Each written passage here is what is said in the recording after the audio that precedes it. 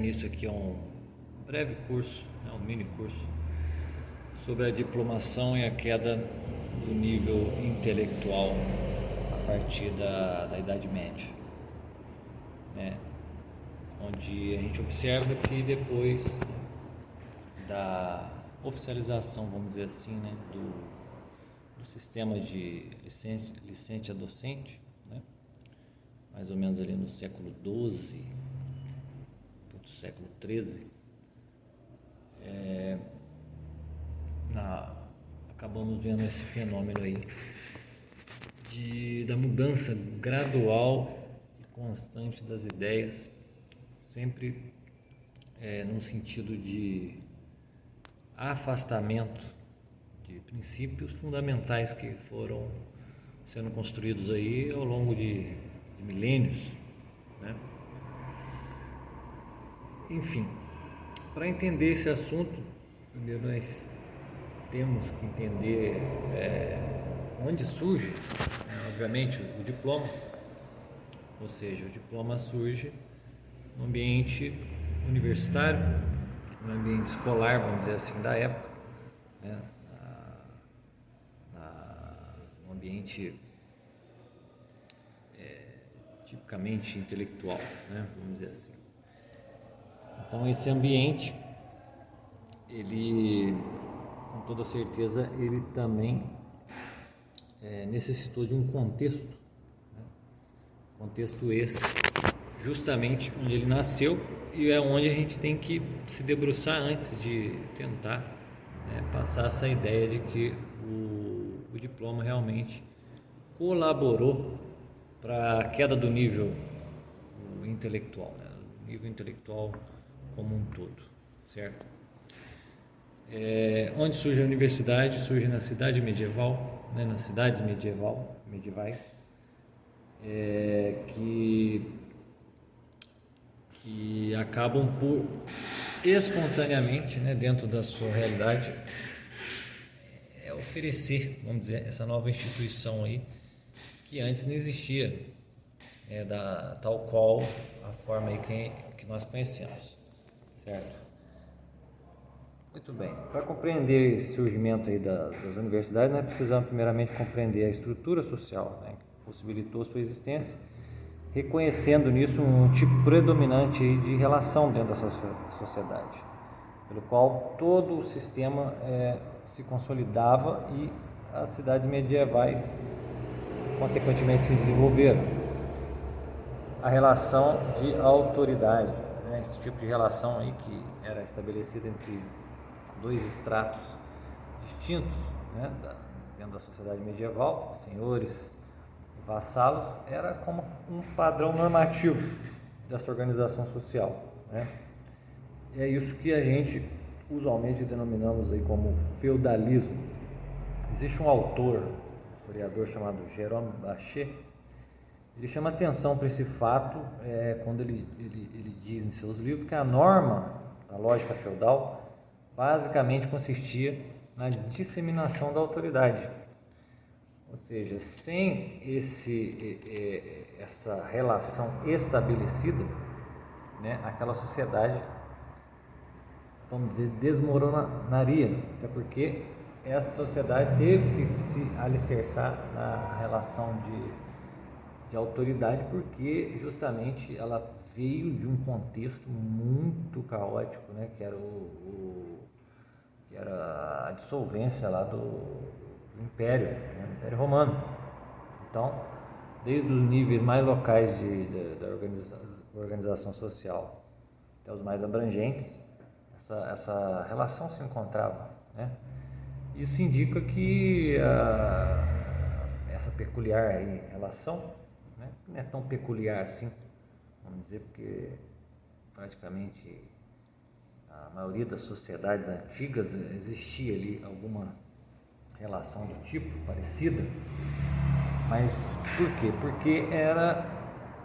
qual seria o ponto em comum entre as diversas sociedades e essa medieval, levando em consideração esse sistema aí de autoridade, essa relação de autoridade? É a índole hierárquica, vigorava aí de tal forma na sociedade que possibilitou um tipo de organização social capaz de suportar, de dar suporte a uma prosperidade de atividades diferentes do que a simples manutenção da existência, né? Da existência física, ou, né? da vida enquanto tal, né? Não estavam ali só na sobrevivência, e podiam fazer atividades complexas, um pouco mais diferenciadas, não só, né, complexas, mas de natureza até diferente da mera sobrevivência, né? Uma coisa como se fosse assim, aquela velha questão, quando surgiram filósofos, né? Quando a sociedade possibilitou que os homens não pensassem apenas na sua sobrevivência imediata, que começassem a meditar sobre assuntos, né? Vamos dizer, né? Que o ócio colocava ali como possíveis de meditação, né? Então, sem esse tipo de ordenação hierárquica, dificilmente as pequenas comunidades feudais evoluiriam para formas mais complexas aí de organização social, né? Como esses sofisticados centros urbanos que deram origem às universidades. Isso porque elas seguiram uma lógica de um todo orgânico, né? Baseado num sentido hierarquizado, né? Que foi profícuo e capaz de desencadear o desenvolvimento de uma ordem superior de sociedade, né? De vilas, aldeias, para cidades realmente sofisticadas, né? E essa ordenação, através da relação de autoridade, de certa maneira, se desenvolveu, né, ou desenvolveu os agrupamentos humanos que se tornaram cada vez mais constantes, estáveis, né, atingindo alguns níveis de complexidade tais que foram capazes de levar à formação de um sistema já, né, como diz o próprio Bachet, Jerome Bachet, dotado de uma coerência nova, que é justamente o quadro aí do desenvolvimento de uma amplitude que é totalmente diferente daquilo que existia anteriormente, né? Cidades realmente bem sofisticadas, essas cidades que puderam, né, de uma certa forma, suportar uma estrutura universitária, né, ou uma estrutura de ação intelectual, né? Na prática, esse sistema, né, fundado nesse sistema de ordenação, toda essa sociedade feudal, claro que a gente está tomando aqui de uma forma genérica, né?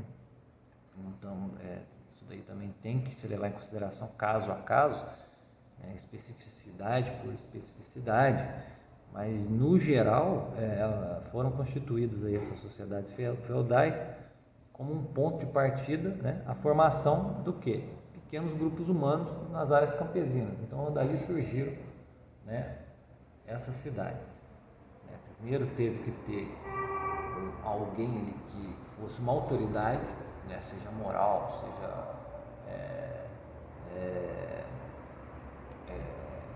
uma autoridade militar, que seja alguém que tomasse a frente e que reunisse essas pessoas dentro de um todo orgânico, né, como eu havia dito, seja isso ao redor de castelos ou um modo mais aberto, né? Mas esse fenômeno aí, que geralmente é chamado de encelulamento, né? Robert Fussier, se não me engano, usava esse termo, encelulamento, que é basicamente o reagrupamento de homens no interior de algumas entidades aí sociais, localizadas com base no centro. Esse centro podia ser de qualquer natureza, desde que ela condensasse em si mesma as condições necessárias aí para que as pessoas pudessem ter um tipo de sociedade entre elas, né? E a partir então desse tipo de reconfiguração social, que é quando sai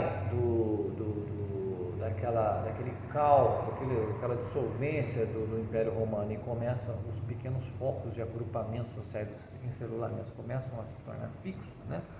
Começa a haver uma reconfiguração social e espacial, né? Juntamente também a outros fatores, como por exemplo construção de castelos, né? Paróquias. Aí a gente chega a esse sistema aí, uma nova coerência, né? Vamos dizer assim, começa a ter outro tipo de relação aí, surgida dessa relação de autoridade, onde cada centro tinha ali o seu costume, tinha ali a sua população, tinha ali o seu senhor, né? E isso daí gerou mais para frente, né? Como um germe as futuras cidades. Então, isso era o germe das futuras cidades. Não eram apenas cadáveres das cidades romanas, como dizia lá o Le Goff, no seu livro Intelectuais da Idade Média, que aquelas cidades que restaram ali do caos romano eram como que cadáveres, né? Tinham ali suas muralhas, alguns habitantes, um chefe militar, um administrativo, religioso, etc. E que existia apenas uma exígua atividade econômica, né? Só para abastecimento meramente local, né? Para subsistência imediata, né? Então é bem diferente disso, né? Essas novas cidades não são, embora tenha ali um prolongamento, não, mas já antes de ser exatamente um prolongamento, há um meio termo aí que dos meros cadáveres aí de cidades romanas tiveram que haver esse reagrupamento, esse encélulamento, para que depois houvesse uma relação mais complexa. Você pode ver que alguns, vamos chamar assim, embriões de cidades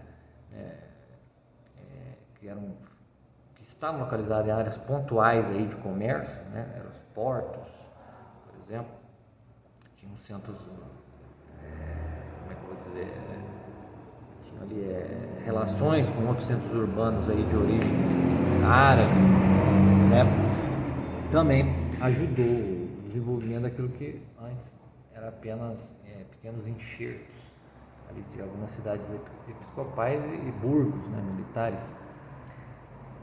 E essa sociedade, assim, vamos dizer assim, com outros centros urbanos de origem árabe, também impulsionou, né, ajudou a proporcionar o desenvolvimento desses centros urbanos mais sofisticados e, consequentemente, adiante o próprio movimento comunal, que é quando os burgos começam a querer uma certa independência, né? Seria como se fosse a soberania da cidade, né? Uma cidade soberana, não mais simplesmente totalmente aos cuidados de um senhor ali, como a gente viu no processo do encélulamento. Inicialmente, essas cidades aí desenvolvidas a partir de pequenas aldeias, elas eram exatamente prolongamentos, né, dessas aldeias. Porém, qual era a diferença? A diferença é que as cidades já tinham uma incrementação mais abundante aí das práticas comerciais, cada vez mais complexas, né? Tem um trecho aqui do professor Rui Nunes, né, importantíssimo aí, que escreveu livros interessantíssimos aí sobre história da educação. Ele dizia lá, em um dos seus livros, a atividade comercial reanimou a vida urbana, incentivou o aparecimento de novas ocupações, assim como a acelerada emancipação dos servos, ou melhor, dos servos mesmo. Pensei que eu tinha falado uma coisa e falei outra. A economia agrária foi pouco a pouco substituída pela economia de giro, enquanto o surgimento de novos tipos de trabalhadores, já aí no caso assalariados, mercadores, artífices, se acentuou no interior das mesmas, fecha aspas aí, por Rui Nunes. Então você vê que, né, uma maior liberdade econômica ali de circulação, de produção, começa a existir. E embora tenha havido esse crescimento exponencial das atividades mercantis, né, a economia urbana já estabelecida nunca eliminou o seu aspecto agrário, certo? As atividades agrárias continuavam existindo em torno das cidades, continuavam essenciais para a subsistência das mesmas e jamais deixaram de ser o fator preponderante, né, de base, né, para a sustentação. Então é como se você incrementasse realmente o fluxo das relações comerciais, né, dos bens de consumo, e que eles passassem a não ser apenas de de interesse de sobrevivência, né, como a comida, etc. Mas já uma coisa mais, uma sofisticação, né, um pouco mais acentuada. Porém, o aspecto agrário sempre foi a base dessas cidades, inclusive das próprias atividades aí mercantis, né, o comércio de excedentes, etc. Então aí já dá para a gente começar a ter uma ideia de como o ambiente social, né, na Idade Média aí, começou a ser receber um upgrade, né, das formas mais rudes de organização para uma forma um pouco mais sofisticada, ou mais sofisticada, muito mais sofisticada. O importante é entender também que apesar desse crescimento econômico, comercial, uma série de novos produtos, né, não mais restritos aos bens de natureza agrária, que passaram a circular no mercado, as cidades jamais deixaram de depender da produção interna. Então, veja bem, começa-se a ter um comércio fora da cidade, mas ela ainda depende da sua produção interna, ela não fica só comprando de outras cidades, né? Então elas eram meio que também nesse sentido autossustentáveis, né? Graças a essa abundância aí no sistema de produção. Então, por causa disso, elas se tornaram os potentes centros comerciais. Então elas tinham o seu excedente, em termos dos seus produtos básicos aí para a sobrevivência humana, e era a partir deles que toda a relação econômica intercambial aí, vamos dizer, se sustentava. Então pode-se dizer que a diferença fundamental entre a cidade medieval e as suas antecessoras é o seu caráter econômico, né? Um complexo conjunto aí de fatores que envolviam todos os tipos de grupos sociais que ali naquelas urbes, né, estavam a empreender negócios e trabalhos. Então, o aspecto econômico é justamente o fator diferencial entre aquilo que a gente chamou ali de pequenos germes aí das cidades para uma cidade de fato, certo? Onde está o problema aqui? O problema é que geralmente aquela visão marxista de que os meios de produção eles são os verdadeiros, vamos dizer, princípios da sociedade. Então, o meio de produção determina o conjunto das ideias e não as ideias determinam o conjunto da produção. É muito fácil adentrar aqui nesse tipo de visão, porque realmente, se você jogar num ponto de vista, claro, o meio produtivo mudou também o caráter das pessoas, mas quem mudou o processo produtivo? Quem que incrementou, né? Foi o ser humano e suas ideias, certo? Então, o mesmo se dá aí na ascensão das novas cidades, né, que não podem ser desassociadas aí da existência dos burgos, do comércio, né, e as melhorias aí do padrão de vida que é advinda deles. Os burgueses, né, homens da cidade nova, das novas cidades, passaram a adquirir meios de ação e começaram a se livrar cada vez mais do jugo do senhor, dos senhores de terra, dos senhores feudais. Que a gente estava falando com o movimento das comunas, né, que ganha força nessa época aí, e em alguns lugares começa a se reconhecer o autogoverno desses burgueses dessas cidades, né? Era uma situação também ambígua, né?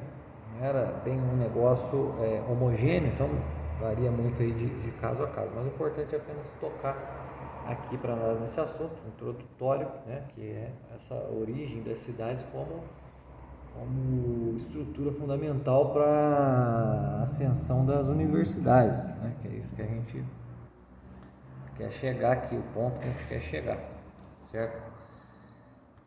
Acontece que começa a existir, o que existe dentro desses centros urbanos altamente sofisticados? Atividades corporativas, né? Sociedade de corpos, então, atividades corporativas.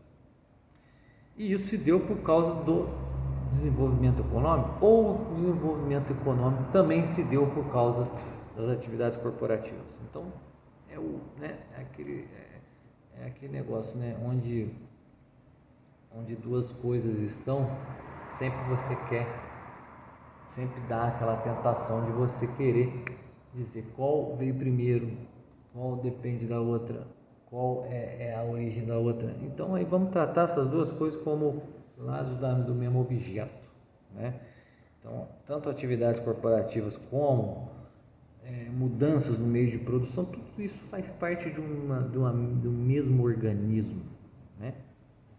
E vamos dizer que um é dependente do outro, não vamos fazer como os nossos amigos aí marxistas ou inimigos costumam fazer, que é justamente colocar o meio de produção como determinante, né? E nós também poderíamos dizer que as ideias são as determinantes sobre os meios de produção, mas isso também não é totalmente verdade, porque tem que existir ali também um meio de produção que em algum grau determina as ideias, certo? Mas o que acontece aqui é que o desenvolvimento econômico relacionado à formação dessas corporações de ofícios, né, as atividades corporativas, fraternidades, etc., né, é que, vamos dizer, catapulta ainda mais o comércio e o surgimento de novas atividades dentro da cidade.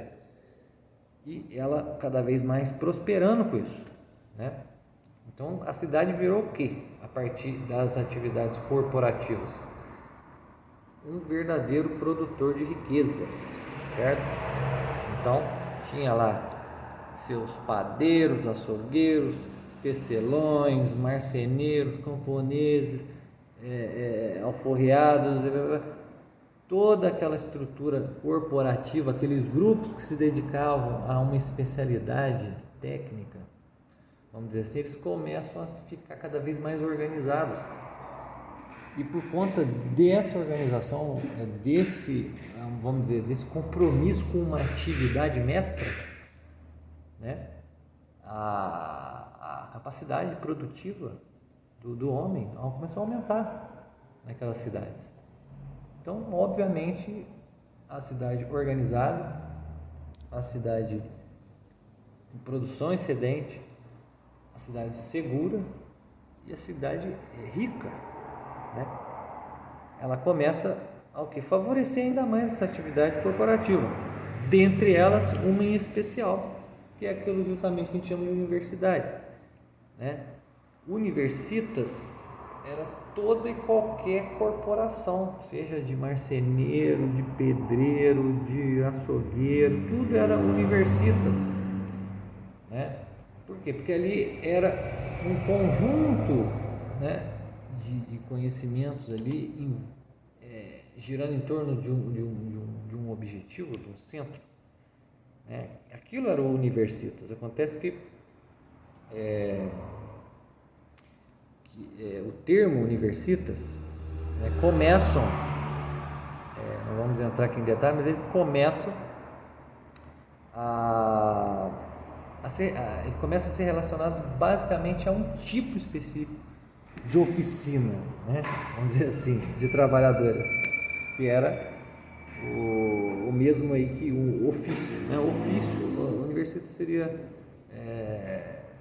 aqueles locais onde todo mundo praticava o mesmo ofício. Então, mas uma delas começa a chamar a atenção e começa a ser relacionado a sua atividade com esse nome, que é justamente a atividade das corporações de estudos, intelectualidade, pessoas que estavam a fim de estudar assuntos de alto nível, né? Produziam não comida, isso aquilo, mas produziam conhecimentos, né? buscavam conhecimento, se reuniam pelo conhecimento. Então, esses grupos começaram a ser relacionados a essa palavra universitas, né? O pessoal tinha como ofício o estudo, certo? Então, a partir do século XII, essas corporações passam a surgir dentro do contexto citadino, né? Graças a essa nova acepção econômica, e vão se expandindo muito rapidamente ali dentro do contexto medieval. Como eu estava falando, o sentido universitas passou a designar de modo específico as corporações de ofício que tinham o objetivo delas o trabalho intelectual, certo? Essas fraternidades culminaram no quê? Na criação das primeiras universidades mesmo, formais, entre ali os anos de 1100 a 1200, né? Universidades como Paris, Bolonha, que acabaram se tornando mais famosas aí naquele período, né? Não menos importantes. Elas surgiram justamente por causa do interesse de alunos, não por causa de uma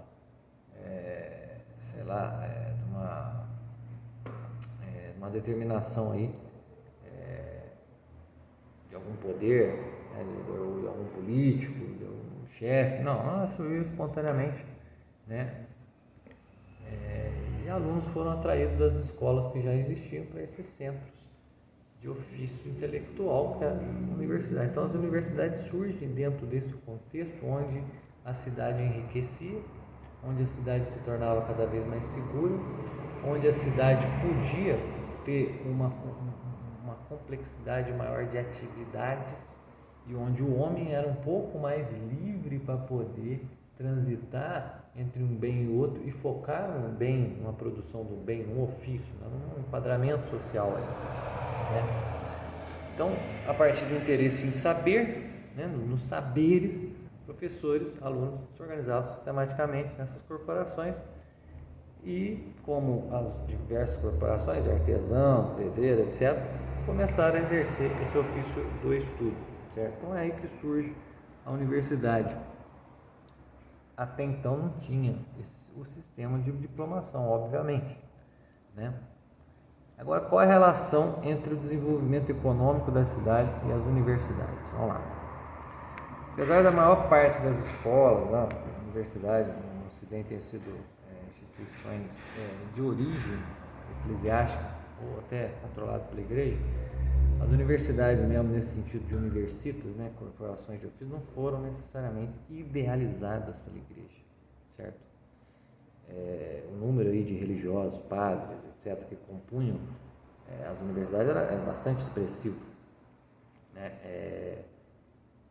Mas a formação das primeiras universidades teve como fundamento não o arbítrio da igreja, né, mas o desenvolvimento e a ascensão do quê? Das corporações dentro de um contexto urbano e econômico suscetível para isso, né? Tinha essas novas atividades organizacionais, novo micro-organismo foi criado ali dentro daquela cidade, permitiram a formação espontânea desses centros de ofício intelectual, né? Então, olha só, o ambiente urbano ele foi fundamental para o desenvolvimento, né, desse empreendimento, entendeu? Então, assim, na selva dificilmente teríamos uma universidade, então teve que existir ali o caráter urbano sofisticado e complexo para que passasse a existir, né, esse tipo de organização. A natureza do empreendimento universitário, né, tinha esses moldes corporativos, tinha ali seus profissionais, vamos dizer, que tinha como labor, né, o trabalho, a dedicação ao rigor intelectual. Então, esses homens eram homens que tinham trato com as letras, né? E você imagina uma sociedade que está ficando cada vez mais complexa, tendo cada vez mais atividade econômica, mercantil, etc. Passou a ser fundamental o quê? pessoas que, de certa maneira, pudessem lidar com documentos, lidar com redigindo documentos, pessoas que tinham trato com as letras, certo? Essas pessoas começaram a se tornar fundamentais aí dentro desse contexto, né? Então, eles encontram ali um terreno próspero, né? Dentro do tecido dessa estrutura social. E acabou se alinhando a isso, com a existência desses intelectuais, a necessidade dessa atividade formal, né? A escrita culta, etc. Simplesmente a sociedade começa a gerar esse tipo de atividade intelectual, né? Não que ela não houvesse isoladamente, mas organizada, e começa assim, no mesmo processo que criou, né? Que cria essa figura do intelectual, né? da instituição intelectual, ela cria também a necessidade de fazer parte ou fazer uso dessa estrutura. Então começa a existir o que? Uma carreira intelectual na Idade Média, né? E o contexto social tinha que ser específico ali para possibilitar o exercício dessas competências. Então você vê que numa aldeia onde as pessoas só tinham que se defender dos inimigos externos, não tinha ali muita segurança, não tinha ali muita complexidade em relações econômicas e etc e tal, ali as pessoas não se dedicariam a isso. No máximo teria um ou dois indivíduos ali que saberiam alguma coisa do universo das letras, etc.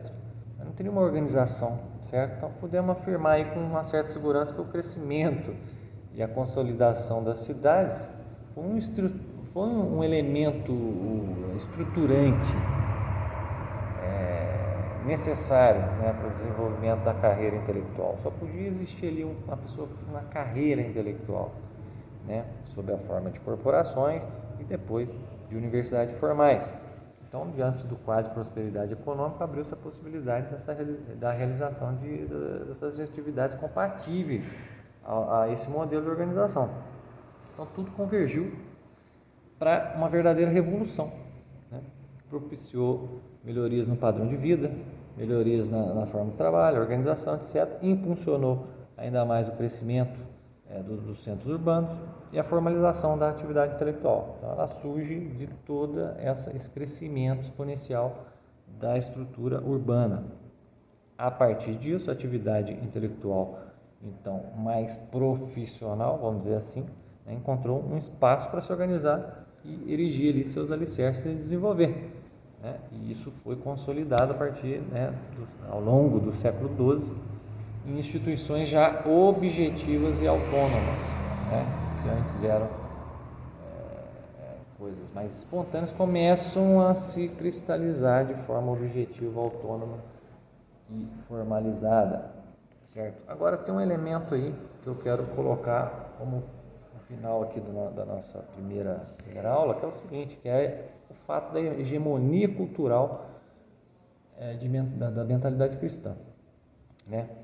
Porque existem esses vários fatores econômicos, né, para análise desse fenômeno, né, do surgimento aí da universidade dentro das novas cidades, mas a gente não pode descartar isso, que era o fato de existir uma homogeneidade cultural, uma homogeneidade de mentalidade, né, nesse tecido social, mentalidade cristã. Então você vê que o cristianismo medieval, tal qual sentido e vivido ali pela quase totalidade da população, entre clérigos e leigos, né, era um componente central da cultura intermediária daquela sociedade. Então a centralidade da igreja em termos de costume, crenças, etc., imprimia essa unicidade de mentalidade em toda a sociedade da época, certo? Então o que acontece? A igreja, né, pelo fato de todos ali praticamente serem cristãos, todos ali serem um corpo dirigido em termos de mentalidade pela igreja, dirigido aqui, vocês vão entender, né? Que eu não estou falando que era manipulado pela igreja, né? Como muitos querem pensar. Mas dirigido no sentido de que a igreja dava a letra e a pessoa obtinha o entendimento dali, certo? Seja essa pessoa um intelectual ou um simples sujeito ali, um servo ali qualquer, né? Fazer a pessoa mais humilde de todas. Então, pelo fato de existir essa mentalidade cristã mesmo, em todo o tecido social, era mais que natural, né, uma tendência de que a igreja absorvesse as variadas práticas aí sociais dentro do seu escopo institucional, dentro do seu corpo, né, devido a essa uniformidade da mentalidade impressa na consciência coletiva. Por exemplo, o ritual do adubamento, que consistia lá na entrega de armas ao cavaleiro, né, recém-consagrado, né, na cavalaria, que era uma prática corrente desde o fim do século XI, mas na metade do século XII seguinte ganha a sua versão cristianizada, né, mais ritualizada. Né? Então a igreja faz o quê? Ela absorve uma prática ali social para dentro dos confins de sua enorme visão, da sua enorme cosmovisão. Então, a igreja tinha essa abrangente hegemonia cultural capaz de abarcar e assimilar todas as dimensões da sociedade medieval por intermédio dessa mesma mentalidade. Por quê? Porque ali existia um sistema moral específico, porque ali existia uma certa uniformização das consciências, certo? Em bom sentido. Então, a igreja conseguia isso, ela conseguia trazer para dentro de si aquilo que tivesse separado dela, em algum sentido, certo? Outro exemplo aí, exemplo interessante é o código de valores lá do grupo cavaleiresco, né? Ele foi todo ressignificado segundo moldes eclesiásticos, né? Então, assim, o adubamento, código de conduta cavalheiresca, esses são exemplos aí que caracterizam esse efetivo poder de homogeneização e assimilação que a igreja exercia sobre essa sociedade, né?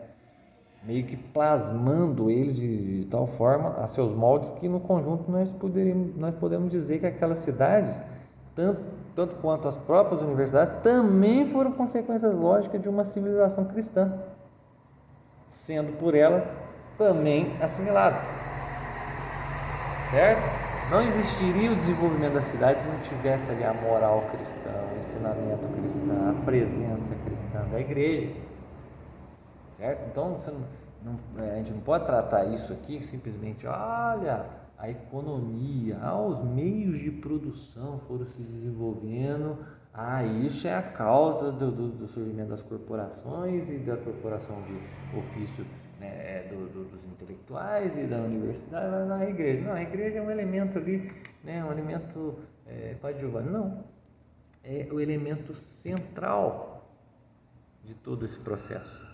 Sem essa homogeneização cultural, né, da mentalidade cristã, não haveria desenvolvimento econômico, não haveria surgimento das universidades, certo? Não haveria atividades corporativas organizadas, muito dificilmente, pelo menos não do jeito que realmente aconteceram. Não haveria ascensão das novas cidades, até porque muito da organização foi feita por pessoas ligadas ao corpo da igreja, né? E, enfim, até mesmo a relação de autoridade na ordem feudal, ela trazia como essência a questão da hierarquia, que é tudo dentro da igreja, né? Então, a igreja, de certa maneira, se ela não cria, né, se ela não desenvolve explicitamente as universidades, ela cria e desenvolve implicitamente as mesmas. Então, as universidades, as cidades medievais, o desenvolvimento econômico, mercantil, tudo isso daí se reúne e encontra como princípio existencial, princípio factual, a operação da Igreja Católica naquele período, certo?